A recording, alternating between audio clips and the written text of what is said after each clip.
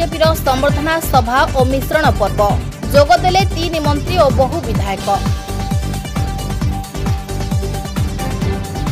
गंजाम जिला कोदलाठारे बीजेपी मिश्रण पर्व और संबर्धना सभा अनुष्ठित हो जाइछि। विधायक प्रताप चंद्र नायक अध्यक्षतार अनुष्ठित सभारे मुख्य अतिथि भावे गृह और नगर उन्नयन मंत्री कृष्णचंद्र महापात्र एवं खनि और इस्पात मंत्री विभूतिभूषण जेना जोग देथिबा बेले सम्मानीय अतिथि भावे मंत्री गोकुलानंद मल्लिक, राज्य साधारण संपादक शारदा प्रसाद शतपथी, खलिकोट विधायक पूर्णचंद्र सेठी, भंजनगर विधायक प्रद्युम्न नायक, छत्रपुर विधायक कृष्ण नायक, चिकिटी विधायक मनोरंजन दान सामंतरा, तोरडा विधायक नीलमणि विषयी, आसिका विधायक सरोज पाढ़ी,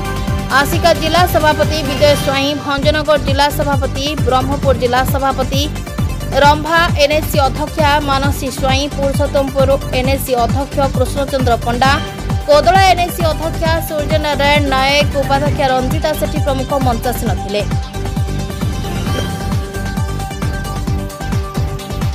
विधायक प्रताप नायक स्वागत भाषण देवा परे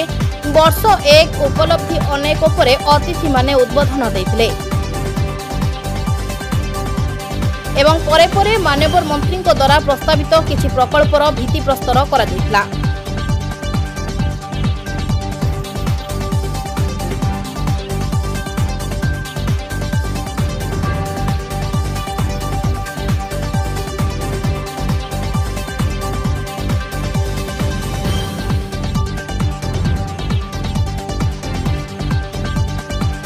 शेषे कवि सूर्यनगर निर्वाचन मंडलीर पुरुषोत्तमपुर ब्लॉक बेगुनियापड़ा ब्लॉक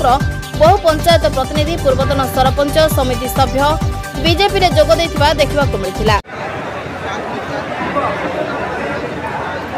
गोदाधर प्रधान महोदय सांकुड़ा ग्राम पंचायत नायक सरपंच महोदय आपको अनुरोध करने चाहूँ आज्ञा आपको कोले परिवार प्रस्तुत गोटे जोरदार ताली सहित पुणी थर अनुरोध करने चाहिए दयाकोटी मंच को आसवे प्रतिमा पाड़ी सरपंच बेलवान बाड़ी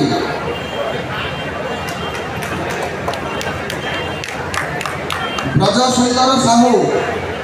समिति सभ्य बेलवान बाड़ी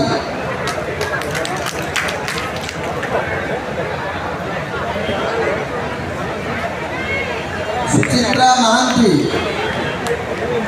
गुरुझनी समिति सभ्य सुदर्शन शबर घोड़ापड़ा समिति सभ्य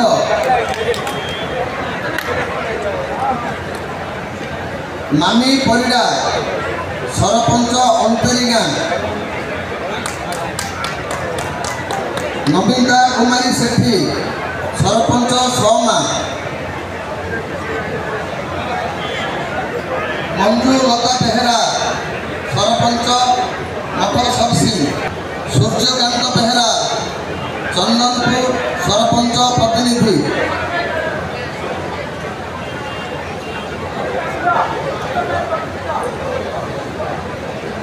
शिवशंकर पारिक सुमंडल सरपंच